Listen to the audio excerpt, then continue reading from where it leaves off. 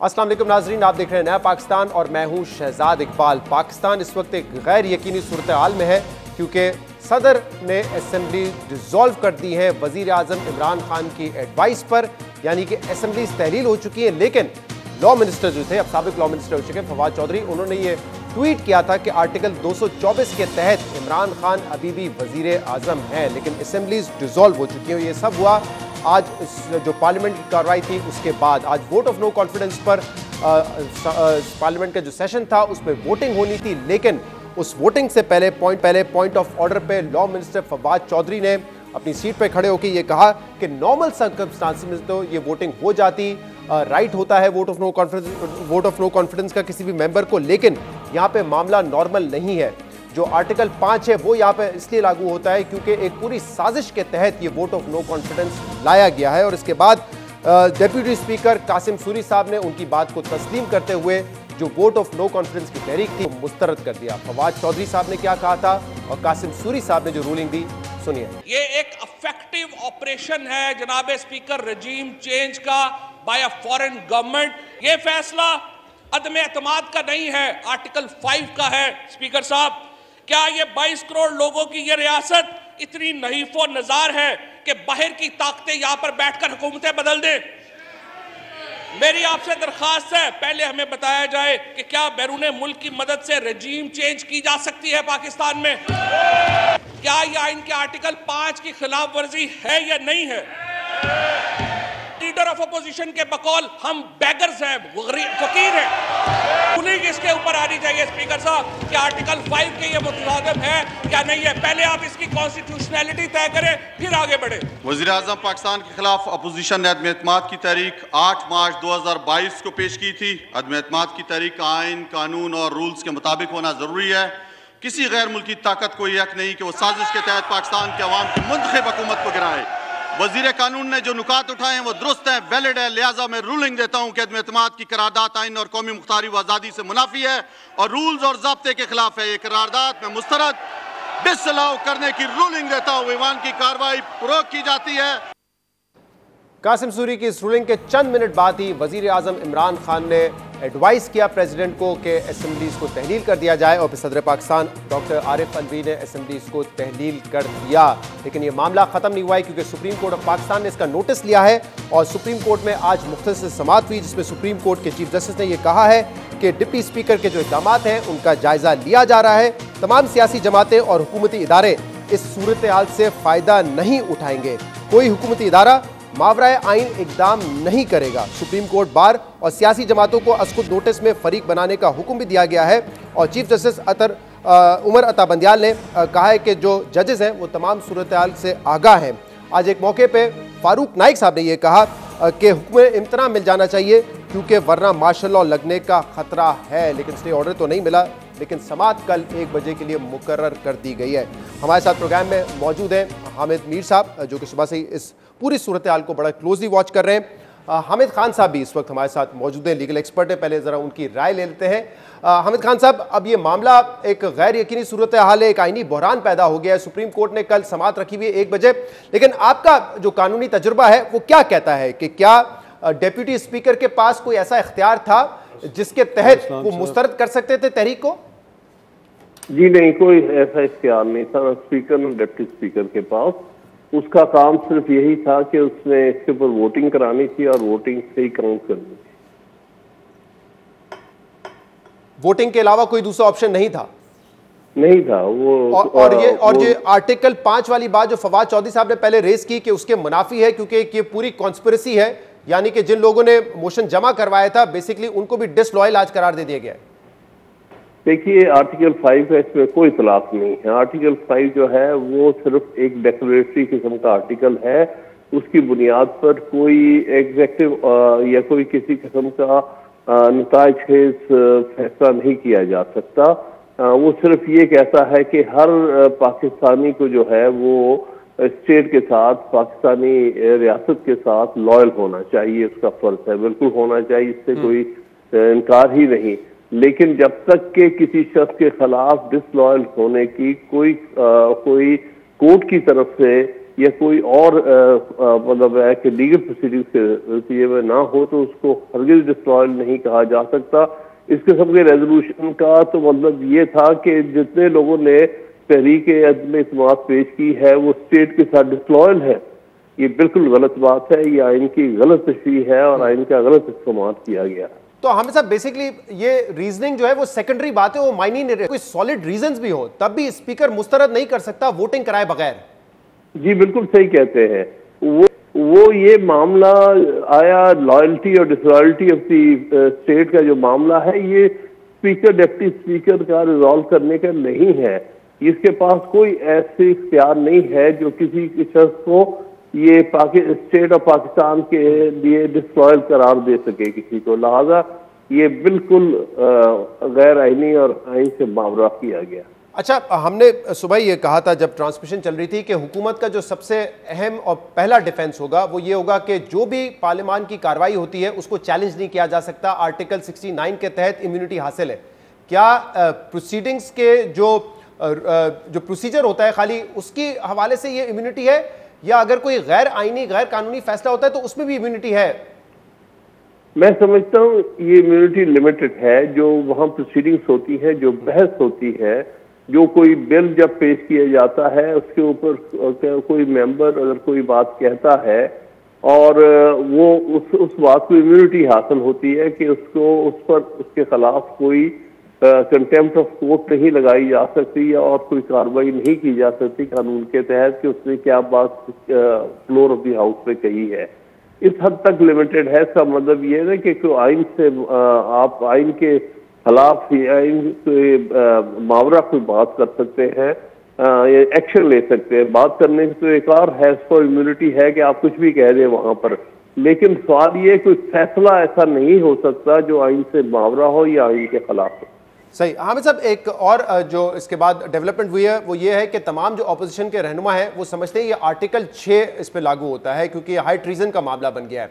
आपके ख्याल में क्या वाकई हाई ट्रीजन का मामला है? आइन की बहुत सारी शिक ऐसी हैं जिस पर हम देखते हैं कि कभी अमल दरामद नहीं होता या खिलाफ वर्जी होती है, तो क्या उस पर आर्टिकल 6 लग सकता है, खासतौर पर इस अमल पर जो आज हुआ है?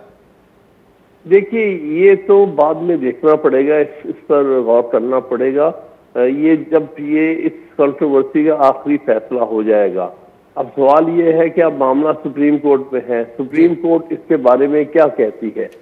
सुप्रीम कोर्ट का जो वर्डिक्ट होगा उसको ही एग्जामिन करने के बाद आप इस नतीजे पहुंच सकते हैं कि आया हाई ट्रीजन का केस बन सकता है कि नहीं। उससे पहले ये बात कहनी कबल अज़ वक्त है कि जो कुछ भी आज हुआ है, जो एक्शन दिए गए हैं, ये हाई ट्रीजन के जुमरे में आते हैं कि नहीं। बहुत शुक्रिया। हामिद खान साहब हमारे साथ मौजूद हैं, हामिद मीर साहब हमारे साथ मौजूद है, राना सनाउल्लाह साहब ने हमें ज्वाइन किया है। ज़रा हुकूमत ने जो आज काम उठाए उस पर पहले आपका मौक़िफ़ ले लेते हैं। अब मामला सुप्रीम कोर्ट में है। सबसे पहले तो ये बताइए, मैं आज असेंबली में मौजूद था, आप लोग एक्सपेक्ट नहीं कर रहे थे शायद कि इस किस्म का सरप्राइज़ हुकूमत देने वाली है? जी, हम दो तरह से एक्सपेक्ट कर रहे थे। एक तो हमें ये इन्फॉर्मेशन थी कि यहाँ पे ये दंगा फसाद करेंगे, लोगों को जो है वो सिखा के लाएंगे और वो हमारे गले पड़ेंगे, और उस बुनियाद के ऊपर स्पीकर जो है वो ये कहेगा कि माहौल ऐसा नहीं है, जैसे पंजाब असेंबली में इसमें जो है वो वोटिंग नहीं हो सकती, तो लिहाजा वो इजलास जो है वो एडजर्न कर देगा। दूसरा, हम ये एक्सपेक्ट कर रहे थे कि स्पीकर जो है वो यानी जो कार्रवाई है अजलास की, उससे वैसे ही जो है वो कह देगा कि जी मैं आज वोटिंग जो है वो नहीं करवा सकता। तो ये हमारी एक्सपेक्टेशन थी। इसीलिए आपने देखा कि जब उन्होंने नारेबाजी और बाकी सारा काम शुरू किया, दौड़ के उन्होंने आके स्पीकर को कवर किया, जब वो अपनी रूलिंग पढ़ने लगा, तो हमारी तरफ से सबको ये इंस्ट्रक्शन थी कि आपने किसी ने भी अपनी सीट से जो है वो नहीं उठना। तो इसलिए हम एक्सपेक्ट तो कर रहे थे, क्योंकि इस किस्म की धमकियाँ, इस किस्म की बातें खान साहब रोज़ फरमा रहे थे कि जी मैं एक ऐसा ट्रम्प कार्ड खेलूँगा, मैं सरप्राइज़ दूँगा, मैं ये करूँगा, मैं वो करूँगा, और फिर सरप्राइज़ बिल आखिर उन्होंने यही दिया है कि उन्होंने, मैं समझता हूँ कि एक सियासतदान होने के हवाले से, एक जमहूरी पार्टी का हिस्सा या उसका सरबराह होने से हवाले से उन्होंने अपना बेड़ा गर्क कर लिया है, और ऐसी चीज़ वो उन्होंने ज़ुम्मे लगाई है। मैं समझता हूँ कि कोई भी अपने ज़ुम्मे लेने को जो है वो कभी तैयार नहीं हो सकता। जो उन्होंने ये किया है। सुबह से ट्रांसमिशन कर रहे हैं, यूनानिमसली ऑलमोस्ट कहा जा सकता है, एक दो मैंने लीगल एक्सपर्ट्स के अलावा सबने देखा है, सबने यही कहा है कि ये गैर आईनी काम हुआ है। हुकूमत ने क्या सोच के ये किया होगा? अगर उनको पता नहीं होगा कि ये चैलेंज भी हो सकता है सुप्रीम कोर्ट में, और अगर चैलेंज हो गया, कोर्ट ने हमारे खिलाफ फैसला दिया, फिर वोटिंग में जाएगा मामला, फिर नंबर हमारे पास नहीं है, क्या सोच है? नहीं, ये कम से कम इमरान खान साहब ने तो नहीं ये सोच के फैसला किया, तो उनको जो जिन्होंने मशवरा दिया है ये उन्होंने अपनी सियासी बका के लिए किया है। और जो सवाल आपने राना साहब से पूछा था कि आप ये तवक्को कर रहे थे, देखिए मैं तो तवक्को कर रहा था। मैंने तो 10 दिन पहले 23 मार्च को ये सवाल किया था जी जी अटॉर्नी जनरल से कि अगर स्पीकर वोटिंग नहीं कराता फिर क्या होगा। उन्होंने कहा नहीं, वो हर सूरत में वोटिंग करवाएगा। अब आप देखें, जो मैं कह रहा हूँ कि ये अपनी सियासी बका के लिए कुछ लोगों ने ये एक रास्ता अख्तियार किया है। आपने जो अभी क्लिप्स चलाए हैं, पहला आपने चलाया फवाद साहब का, आप देखिए उनका लबो लहजा क्या है। वो लॉ मिनिस्टर हैं, लेकिन वो एक पीस ऑफ पेपर जो है, एक कागज़ से वो चीज़ें पढ़ रहे हैं और बड़े जोश व जज्बे से पढ़ रहे हैं। और उसके फ़ौरन बाद जैसे ही उनका वो ख़त्म होती है बात, तो डिप्टी स्पीकर साहब जो हैं वो भी नीचे रखे हुए कागज़ से एक चीज़ पढ़ना शुरू करते हैं। उनका लबो लहजा ज़रा आप देखिए, क्या वो डिप्टी स्पीकर का लबो लहजा है? वो जैसे ही बोलना शुरू करते हैं तो जो सामने हुकूमत का क्राउड है उनको ऑलरेडी पता है कि इन्होंने क्या कहना है, और वो नारे लगाना शुरू कर देते हैं। और स्पीकर की कुर्सी पे बैठे जो कासिम सूरी साहब हैं, वो इस अंदाज में वो अपनी रूलिंग दे रहे हैं जैसे वो रूलिंग नहीं दे रहे, वो कोई किसी सियासी जलसे में तकरीर कर रहे हैं। बेशक आप दोबारा चला के देख लें, ठीक है। और जिस तरह जलसे में लोगों को पता होता है कि ये जो स्टेज से बंदा बात कर रहा है ये अब क्या बात करेगा, और वो हू हा शुरू कर देते हैं, उसी तरह स्पीकर साहब जो हैं उनकी रूलिंग के दौरान भी हाल यही है।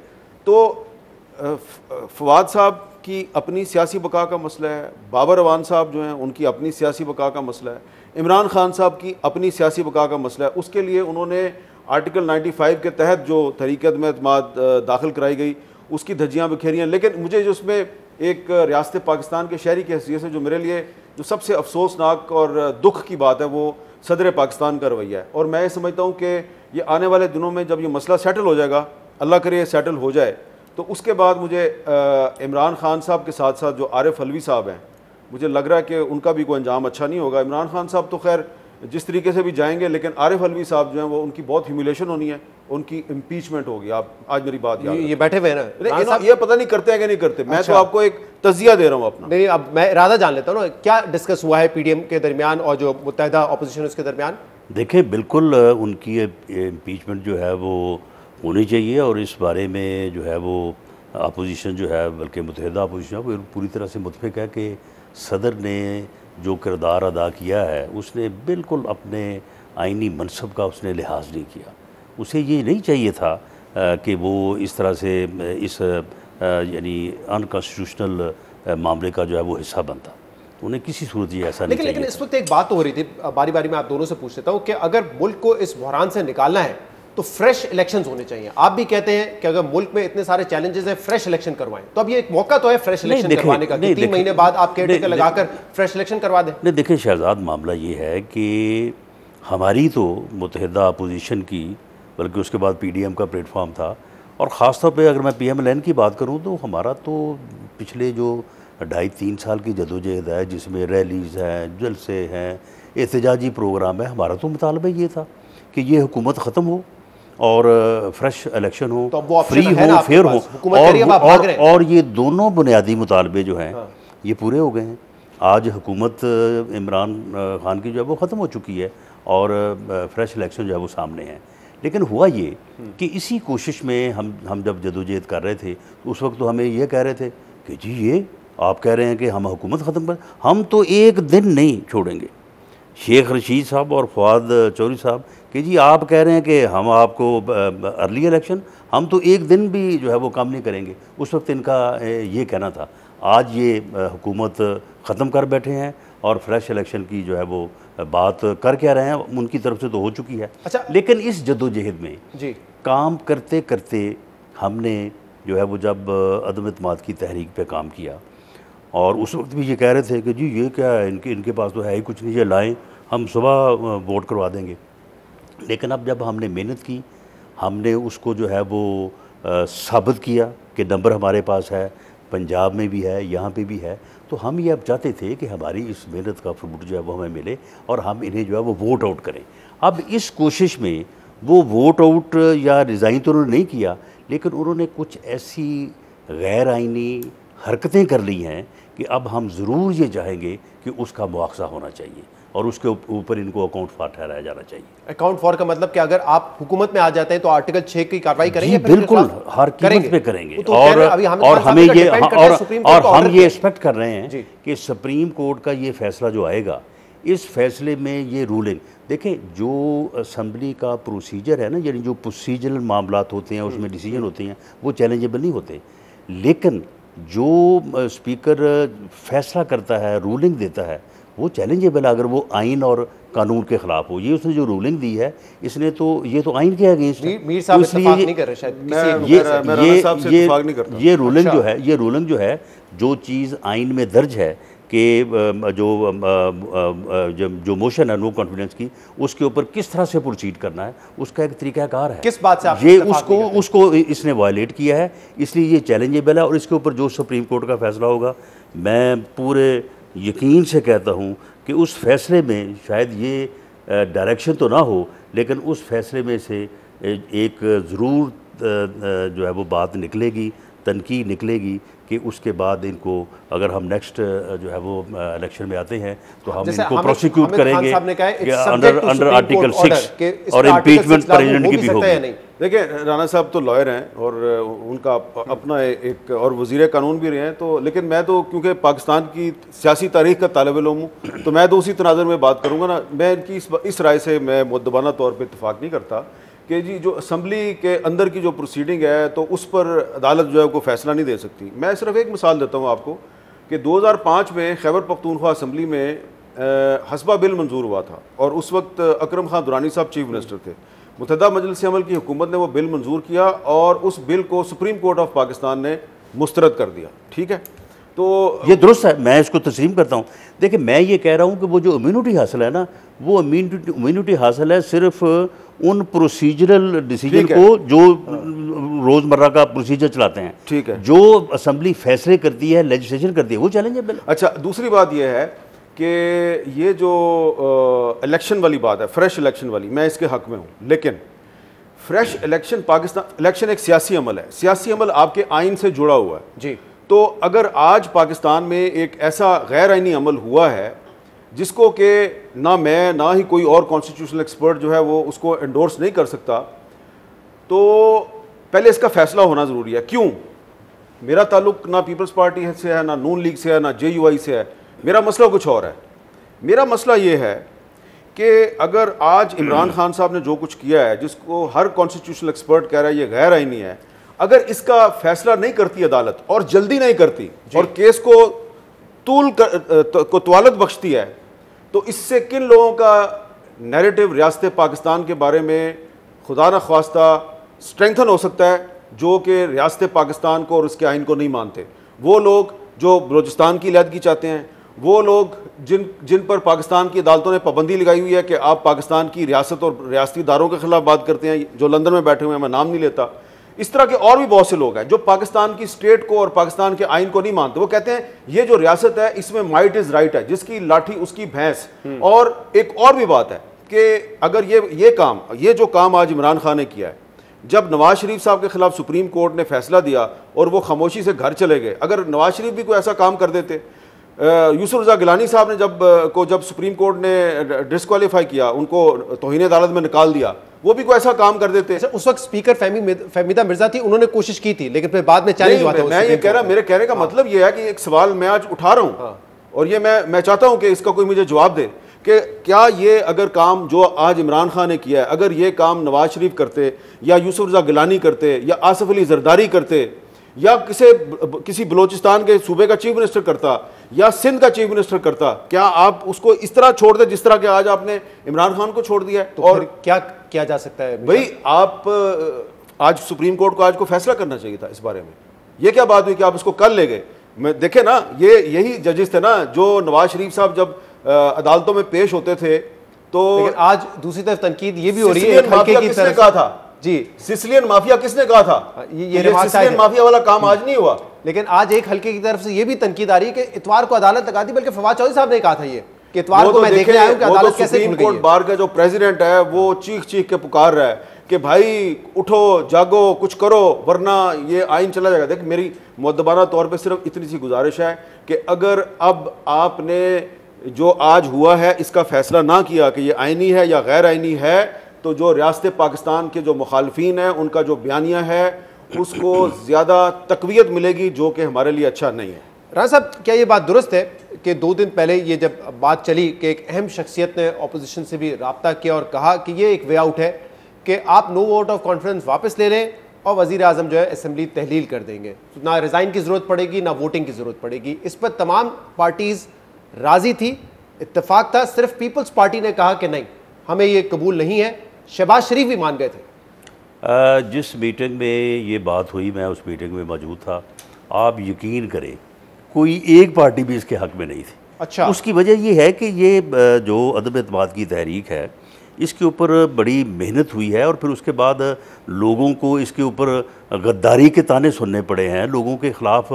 यानी इतना झूठा प्रोपेगेंडा जी, बोरियां जी, नोट जी, इतने करोड़ जी, इतने, यानी ये इतना झूठ है कि जब कभी भी कोई इंक्वायरी कमीशन बनेगा आप यकीन करें कि इस पूरी एक्सरसाइज में किसी ने न तो किसी को कोई ऑफर किया है ना किसी ने डिमांड की है। और ये ऐसा आदमी है कि ये झूठ पे झूठ बोलता जा रहा है। रशीद साहब सुबह तक इंटीरियर मिनिस्टर थे, उन्होंने ये कहा है कि शहबाज शरीफ भी तैयार हो गए थे इसके लिए। जी बिल्कुल, उन्होंने गलत कहा है। कोई एक जमात भी जो है वो तैयार नहीं थी और सबका ये था कि हाँ वो रिज़ाइन करें तो ये इन्फ्रेक्चस हो जाएगी और उसके बाद जो है वो ठीक है इलेक्शन हो जाएंगे। अच्छा, यानी इसमें कोई शक नहीं है कि बुनियादी तौर पे अपोजिशन जो है इस हुकूमत का ख़ात्मा जो इन्होंने आज खुद कर लिया है और इलेक्शन ही चाहती थी। लेकिन अब ये है कि जब एक आप स्टेज पे पहुंच जाते हैं, जिस तरह से आप इन्होंने जिस तरह से हामिद मीर साहब ने बड़ी सराहत से कहा है कि चंद अनकॉन्स्टिट्यूशनल इकदाम उठाए गए हैं, अब उनका मुआवजा होना चाहिए, उनके ऊपर अदालत का फैसला आना चाहिए। तो उस वक्त भी यही सूरत थी कि जब एक अदम एतमाद की तहरीक आ गई है तो अब इसके ऊपर फैसला अगर आपके खिलाफ आ गया फिर इलेक्शन के लिए तैयार होंगे? किसके? सुप्रीम कोर्ट का फैसला अगर आपके खिलाफ आया, स्पीकर की रूलिंग को उन्होंने बरकरार रखा, देखिए बहरहाल एक कानून के अदना तालिब इल्म के तौर पे फ्लिप साइड भी तो है, सुन लेना कि तालिब इल्म के तौर पे देखें ये रूलिंग जो है ना, ये रूलिंग ये तो खैर बरकरार रह नहीं सकती। बाकी रही बात इलेक्शन की, तो हम क्या चाहते थे? इलेक्शन। मैं तो आज एक्सपेक्ट कर रहा था, हम तो ये इलेक्शन ही चाहते थे। मैं एक्सपेक्ट कर रहा था कि वो अटॉर्नी जनरल खालिद जावेद खान, जिन्होंने मुझे भी कहा, सुप्रीम कोर्ट को भी कहा कि भाई ये जो तहरीक अदम एतमाद है इस पर वोटिंग हर सूरत में होगी। मैं उनको कह रहा हूँ जी आईनी बहरान पैदा हो जाएगा, स्पीकर साहब इस पर वोटिंग नहीं करवाएंगे। उन्होंने कहा नहीं होगी।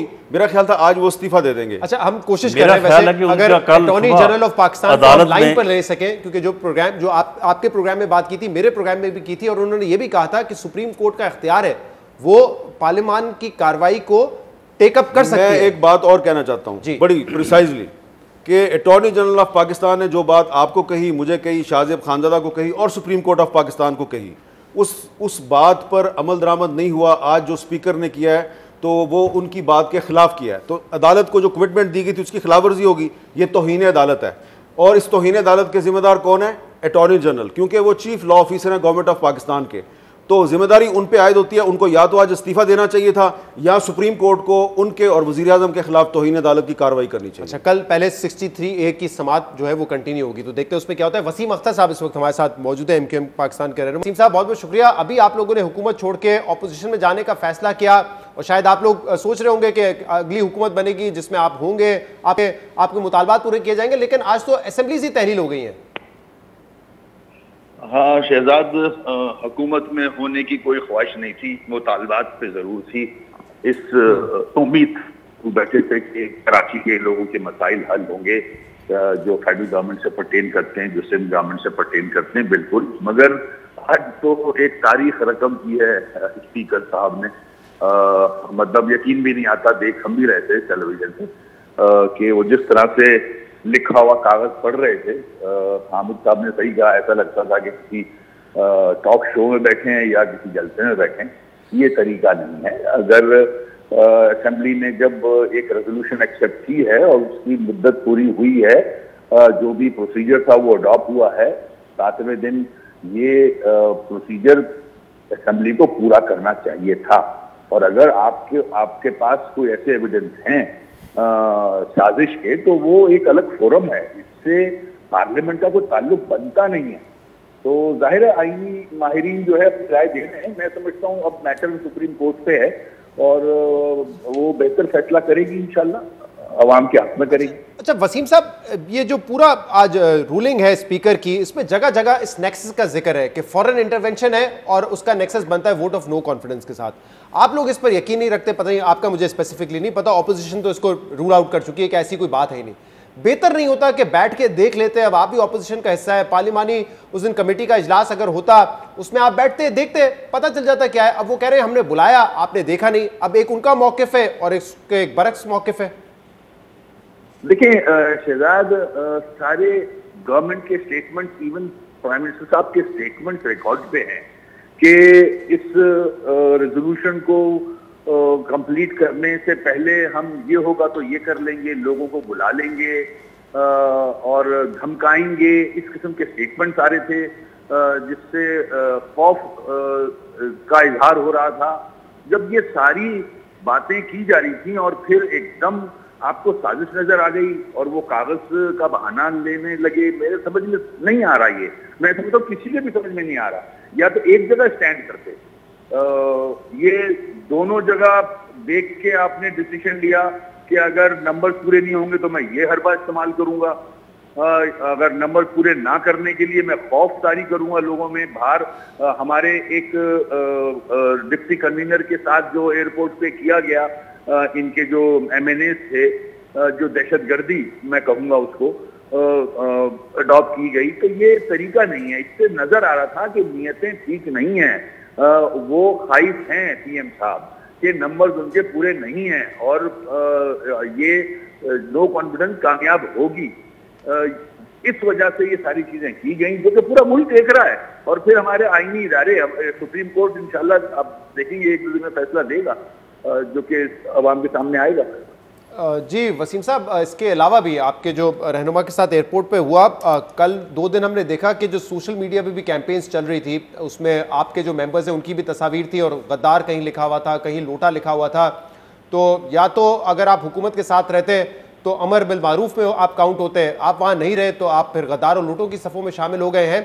जबकि मुझे याद है कि कुछ अर्से पहले जब एक तकरीब थी, उसमें वज़ीर आज़म इमरान खान ने ये कहा था कि खालिद महमूद सिद्दीकी और जो दूसरे अमीनुल हक हैं वो बड़े सबसे नफीस कैबिनेट के मेंबर हैं। तो ये फासला बहुत जल्द तय कर लिया आप लोगों ने। शहजाद, हम एक सियासी जमात हैं, किसी भी वजूहात से हम इनका साथ थे, कोलिशन पार्टनर्स थे, हमने जहां तक साथ देना था दिया। अब जब ये मौका आया तो हमने भी सोचा है, समझा है, देखा है कि इनके अपने मेंबर्स, मैं उस दिन सिंध हाउस में मौजूद था, उधर 19 मेंबर्स से तो मेरी मुलाकात हुई। जब आपके अपने लोग नहीं खड़े तो आप किसी और को कैसे गद्दार कह सकते हैं? मेरा आपसे कोई पैक्ट नहीं हुआ, मेरा अलग मैनिफेस्टो है, मैं अलग सियासी जमात हूँ, मैंने तो आपको सपोर्ट भी दी थी।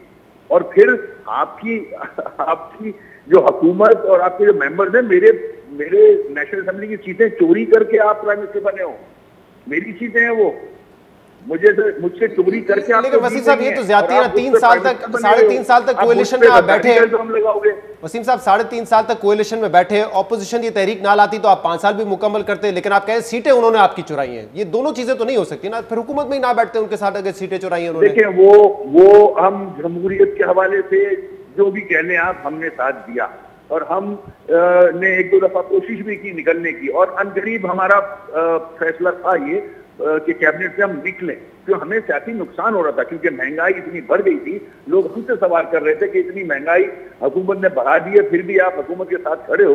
तो हम इस पे हमारी डिस्कशन चल रही थी राब्ता कमेटी की, मगर ये एक चीज सामने आई है और हमने अपना फैसला किया। हम अलग ही सियासी जमातें हक रखते हैं हम अपने फैसले। बहुत बहुत शुक्रिया वसीम अख्तर साहब, प्रोग्राम में शामिल करेंगे एक ब्रेक, इसके बाद मजीद बात रहिएगा।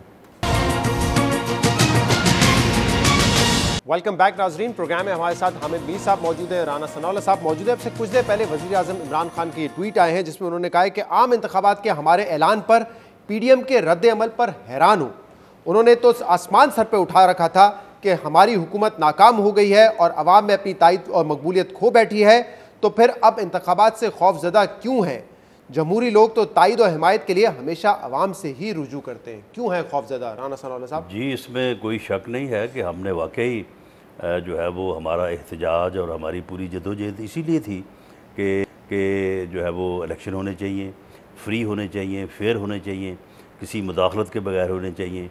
ये सिलेक्टेड वज़ीर-ए-आज़म है और ये मैनेज्ड इलेक्शन के नतीजे में बरसे इक़्तिदार आई है ये गवर्नमेंट।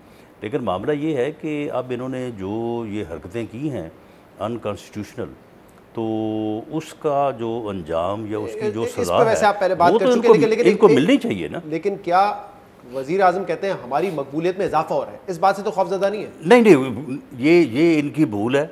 ये एक दफ़ा इलेक्शन शुरू हो, देखिए जाना हमने भी इलेक्शन में ही है, और अगर ये एक अमल जो है अदम एतमाद की तहरीक का मुकम्मल हो जाता तो PMLN जो है उसका आज भी मौक़िफ़ यही था कि हमें फौरी इलेक्शन में जाना चाहिए। ठीक है, हम मुत्तहिदा अपोजिशन की लीडरशिप के साथ इस बात पे बाउंड थे कि ये अदम एतमाद की तहरीक का मामला जो है ये हो जाए, उसके बाद फिर बैठ के कंसेंसस के साथ फ़ैसला किया जाएगा। जब ये बैठ के फ़ैसला किया जाएगा या किया जाता तो हमारा यही मौक़िफ़ होता कि हमें फौरी जो है वो इलेक्शन में जाना चाहिए।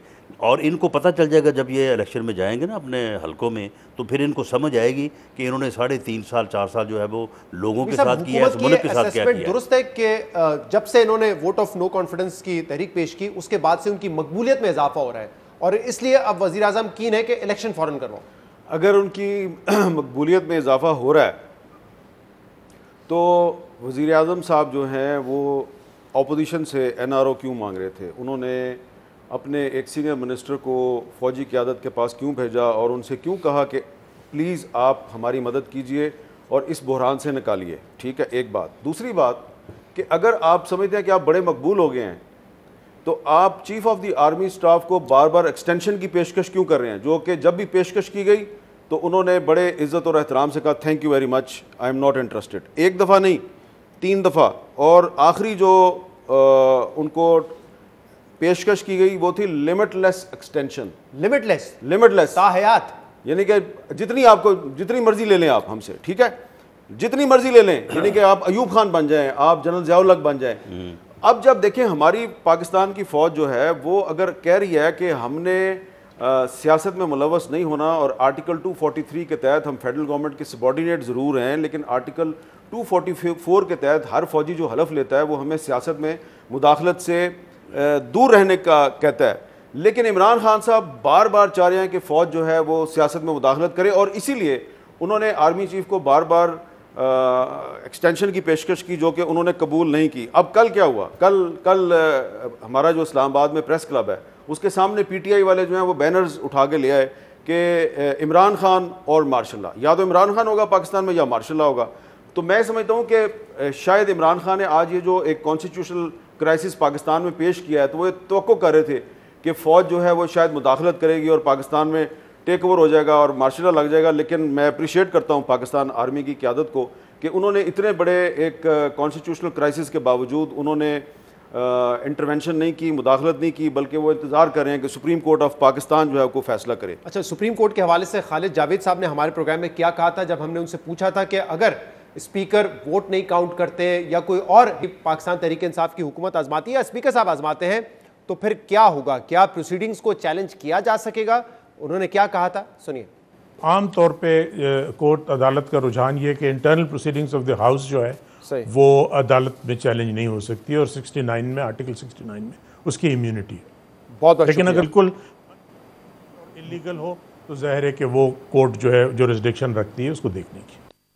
कोर्ट के पास जुरिस्डिक्शन है, वो देखना चाहे तो मामलात को देख सकती है। जैसे हमने बात की प्रोसीजर का कोई इशू हो जी वो ज़ेर बहस नहीं आ सकता अदालत में, लेकिन कहीं पे कॉन्स्टिट्यूशनल इशू हो, कोई गैर आईनी इकदाम हो तो उसको देखा जा सकता है। चौधरी सरवर साहब ने आज एक शॉट उनका था, उन्होंने कहा सबसे बड़ी इंटरनेशनल कॉन्स्पिरेसी तो उस्मान बुज़दार को चीफ मिनिस्टर लगाना था। जरा सुनाइएगा क्या कहा था उन्होंने। पूरी पाकिस्तान तहरीक इंसाफ एक तरफ थी कि पंजाब नहीं चल रहा है, एक तरफ इमरान खान था, एक तरफ पूरी पाकिस्तान तहरीक इंसाफ थी।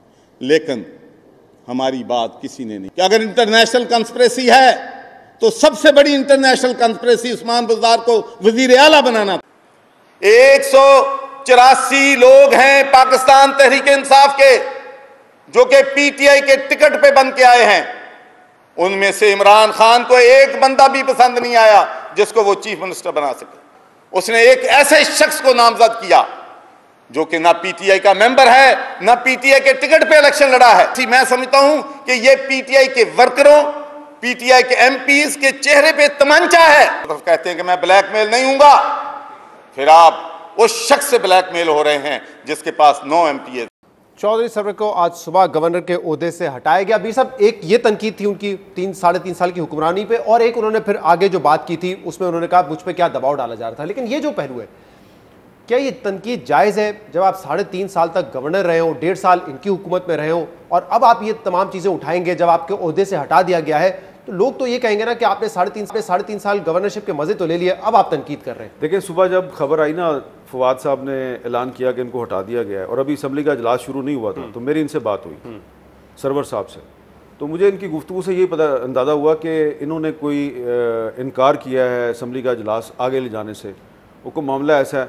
तो मैंने एक ट्वीट कर दिया, इनका मुझे फ़ोन आ गया कि आप प्लीज़ ये ट्वीट डिलीट कर दें, इसलिए कि मैं अभी भी गवर्नर हूँ और मुझे कहा गया कि आप गवर्नर हैं। तो लगता यह था कि इनकी कोई बातचीत फिर शुरू हो गई थी, और फिर इन्होंने कहा कि अगर आप ये डिलीट कर दें ट्वीट, तो फिर मैं एक प्रेस कॉन्फ्रेंस करूँगा और उसमें मैं धमाका करूँगा। तो मैंने कहा बात तो वही है ना जो मैंने की है, मैंने तो 2 लाइनें लिखी हैं कि आपसे कोई गैर आईनी इक़दाम करवाने की कोशिश हुई थी, तो वो आपने इनकार कर दिया, तो इसलिए उन्होंने आपको सैक कर दिया। जब इन्होंने मैंने फिर वो डिलीट कर दी। जब प्रेस कॉन्फ्रेंस हुई तो उसमें इन्होंने कहा कि मैंने भी रात की तारीकी में गैर आईनी इक़दाम किया और इसी बदले में मुझे भी रात की तारीकी में सैक कर दिया गया। तो एक बात मैं आपको बता दूं, राणा साहब बैठे हुए हैं, पता नहीं है मेरी बात की तईद करेंगे या नहीं करेंगे, लेकिन ये मेरी इन्फॉर्मेशन है कि उन पर चौधरी सरवर साहब, साबिक गवर्नर पंजाब, इस वक्त हमारे साथ ऑनलाइन। पहला सवाल इनसे मैं करूंगा आज। पहला सवाल आप कर लें जी। गवर्नर साहब, ये बताएं कि आप पर इल्ज़ाम लगाया गया कि आपने मुस्लिम लीग नून की दरपर्दा बड़ी सपोर्ट की, इसलिए जनाब आपको हटा दिया गया है। मेरी इतला तो यह है कि आप तो मुस्लिम लीग नून की कोई सपोर्ट नहीं कर रहे थे, तो फिर आपको हटाया क्यों गया है? असल बात बताएं। पहली बात तो ये है कि जितने भी मेरे क्लोज दोस्त हैं, किसी एक भी जो फॉरवर्ड ब्लॉक है उसमें शामिल नहीं है। उसमें तरीन साहब के लोग हैं, उसमें अलीम खान साहब के लोग हैं, मेरे फैसलाबाद के जितने तलकाले वो लोग हैं, टोबा टेक्सिंग में जो लोग हैं, किसी ने भी जो है अपना नून को सपोर्ट नहीं किया। जो फॉरवर्ड ब्लॉक में लोग हैं वो सब जानता है कि उनको किन से किसका ताल्लुक है। असल जो हकीकत है, देखें, इल्ज़ाम तराशी में मैं नहीं उलझना चाहता। मैंने गाली गलौज की सियासत न पहले कभी की है न आइंदा करूँगा।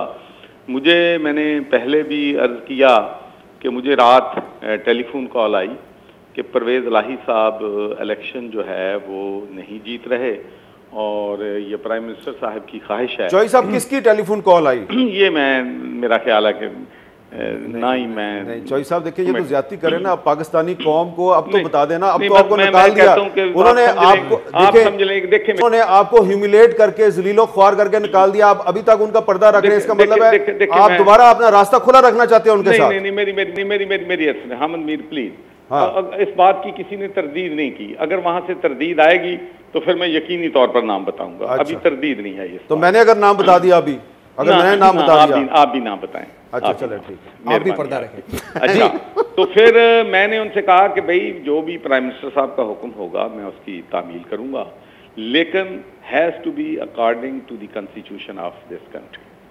तो ये बात मेरे ख्याल में उनको पसंद नहीं आई। लेकिन जो असल बात है मैं आपको जो बताना चाहता हूँ, जो कि असल में एक दफा सरवर साहब ये भी बता दीजिएगा, फोन करने का मकसद क्या था? क्या आपसे गैर आईनी इक़दाम उठाने का कहा गया था? जी, मुझे एक तो ये कहा गया कि आप असेंबली का इजलास जो है उसको कैंसिल कर दें, पोस्टपोन कर दें। दूसरा ये कहा गया कि अगर इसमें पहले फेज में जब भी इलेक्शन हो, अगर 186 ना आए तो आप असेंबली तोड़ सकते हैं। मैंने कहा जब तक मैं वकील नहीं हूँ, मैं यहाँ के लॉ से वाकिफ नहीं हूँ, मैं वकला से मुशावरत करूँगा। अगर वो कहेंगे तो फिर मैं बिल्कुल आइन के मुताबिक जो है एक्ट करूँगा। लेकिन इसके पीछे जो असल वजह है वो मैं आपसे शेयर करूँ कि जो यहाँ से प्रॉब्लम शुरू हुई है। प्राइम मिनिस्टर साहब, एक बात जो मुझ पर जो इल्ज़ाम लगाया जाता है वो आपने मेंशन नहीं किया। मुझ पे इल्ज़ाम ये है कि मैं पार्लियामेंट का अजलास बुलाने के लिए डिले डिलिबरेटली कर रहा था। ये मेन जो है चौधरी बरादरान को मेन एतराज़ जो है ये है कि मैं वो चाहते थे कि जितनी जल्दी हो सक जाता इलेक्शन, लेकिन असल बात यह है कि जब प्राइम मिनिस्टर ने मुझे 2 दफ़ा बुलाया, एक दफ़ा लाहौर से बुलाया, एक दफ़ा मैं फैसलाबाद में बुला के मुझे सख्ती से ताकीद की कि आपका जो पार्लियामेंट का इजलास है प्रोविंशियल असम्बली का, वो 3 अप्रैल के बाद होना चाहिए, किसी सूरत में भी पहले नहीं होना चाहिए। इसकी क्या वजह? अगर कोई मुझे चैलेंज करना चाहता है तो आप ये बात असद उमर से कर सकते हैं, शेख रशीद से कर सकते हैं। क्या मकसद क्या था 3 तारीख के बाद बुलाने का? प्राइम मिनिस्टर की एक अपनी सोच थी कि एक हम फोकस कर रहे हैं अपना इस्लामाबाद में, तो हमें दूसरा ये भी था कि हम जो हैं चौधरी पहले हमें सपोर्ट करें, फिर हमको चीफ मिनिस्टर बनवाएंगे। लेकिन मेरी आप ये सादगी कह लें कि चौधरी बरादरान ये समझते रहे कि शायद मैं डिलिबरेटली इसको डिले कर रहा हूँ, जिसके दिल में उनके दिल में गलतफहमी जो है पैदा हुई और उन्होंने मेरे खिलाफ जो है वो प्राइम मिनिस्टर को ब्रीफ किया। हालांकि आप शेख रशीद साहब से ये बात कंफर्म कर लें, आप असद उमर से कर लें, आप अपने शफकत महमूद साहब से साहब जाते जाते ये बता दें एक बात जो जरूरी क्या इमरान खान साहब आपके जरिए परवेज लाई के साथ डबल गेम खेल रहे थे? मैं ये तो नहीं कहता, लेकिन मैं ये जरूर कहूंगा कि मैंने ये तो बता दिया है कि मैंने प्राइम मिनिस्टर के बारे में, उनके चौधरी बरादरान के बारे में मैंने क्या कहा। जो उन्होंने कहा वो मेरे पास अमानत है। हाँ। वो अगर बात आगे बढ़ी तो फिर मैं सही। बहुत बहुत शुक्रिया चौधरी सरवर साहब, आप हमारे साथ मौजूद हैं। मीर साहब बहुत शुक्रिया, राना साहब आपका भी शुक्रिया। आज के प्रोग्राम में इतना ही। शो से इजाजत दीजिए, अल्लाह हाफिज।